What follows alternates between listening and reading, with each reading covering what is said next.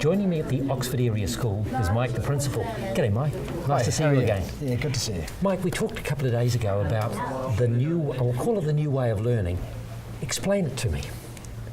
Well, what we now know is that the skills that students need going into the world today are different than the past. Mm-hmm. So it's no longer about filling your head up with knowledge. It's more about creating, making, and making a difference and taking the learning outside of the school gates and starting to bring in the community and even globally. How do they do this? A lot of it is around looking at their passions and project-based learning. So they're identifying passions, the things they're interested in, and they're identifying problems, things that they think that they can solve in the world today. This is a project that Ella has created. Hi. Ella's in Year 9. Tell us about your project. So in Fusion, we had to look at the things that we enjoyed doing, and mine was cooking, but then we had to relate it to a world problem, and a world problem that stood out for me was Syrian refugees, and so I created the jar thingies and then I'm going to sell them. How much are each of these? How much will these sell for? $8 each. And so you'll take the money and then that will be passed on to the Syrians. Yeah. Mike, what's this project? So here is another passion project, and this one actually extends into our local community that these young girls have created. So Mike, who do we have here? I'm Alice and I'm in Year 7. I'm Maddie and I'm in Year 8. I'm Ashley and I'm in Year 8. And I'm Zara and I'm in Year 7. Righto, what's on your t-shirts? This is to support the I Got Your Back campaign. It's locally in Oxford, and it was started at the beginning of the year, and so we've kind of continued on with it with our project. So what did you have to do to gather all this? We had to get students' involvement and teachers' involvement especially, and we asked most students who were in the Year 1 to 8 syndicate to bring along an item to help out us and to help out the community in need over the Christmas period. So what's the step from here? What do you do after this? Do you take them out pre-Christmas? So what we're going to do is we're going to make 13 care packages for the elderly people in Oxford, and so we're going to give them at Christmas. Mike, what's this project here? So one of the projects at the start of the year was to interpret a movie scene any way they could. So Becca, what movie scene is this? This is the movie scene from the movie Up, where Kevin the bird meets Doug the dog for the first time. And so, is this part of the dog's experience, or?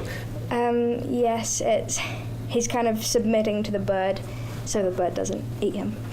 Okay, so you obviously like making things rather than just reading. Yeah, I find it very hard to sit in a classroom all day and just read from a book and answer questions, and I really enjoyed being able to get down and just make something. This is a different type of project. Tell me about it. Yeah, so Jordan and Shannon have decided to use Minecraft to interpret their book scene or game scene. So, Mike, this is just not playing on a computer, playing a game on a computer. It has got a very positive, constructive side. Absolutely. It's a construction tool, basically. Right. Tell me about it then. What have you learned? How have you gone about it? Well, I've learnt that it's not only basing to a game that you just go and play and do random stuff. You can also use it in school. So teachers get us to use it a lot. There is some classes that virtually only Minecraft, and we all go as a team. So it's Minecraft. Yep. Okay. And you build as a team as well. So you can go with other people and build, play, and we've got a class on a Wednesday, which is today, and we build all together. And we just kind of build structures like these that I've built today. And in the end, what people create, I guess, how much your imagination can build to. And whatever your imagination can build is what you can build on this game. So you build it as a team, you can build components and then bring them together. Yeah. How many hours have you spent on this? On this project at the start of this year, I would spend 22 hours every day for 3 weeks. Fantastic. And so with this, you can take the learning that you do at school and you can carry on at home? Definitely. It can be used in jobs like contractors to build and design models of things instead of having to use so much material of our world's resources to have to go through them. And I guess when you build something and it changes, your mind changes, you can change it without having to use more materials. You can deconstruct and reconstruct on the screen. Yeah. In a workshop, you don't normally see something like this. This is something very, very brilliant, and it's one of the projects here at Oxford Area School that is fascinating. Mike, tell us about this. Well, so Yona has decided to solve a problem, and she has come up with this fantastic creation. Yona, how did you come up with this idea? We were asked to develop an idea which would help with emergencies and to do with shelters. So I designed something that would be easy to put together, easy to transport, and just overall a product which it could be sold for commercial use, so that used in emergencies. So Yona, there looks to be a lot of mathematics involved in this. How did you go with that? We had a look at a few geometrical nettings, and this seemed to be the easiest and had less shapes. Less shapes equals, less things you have to transport.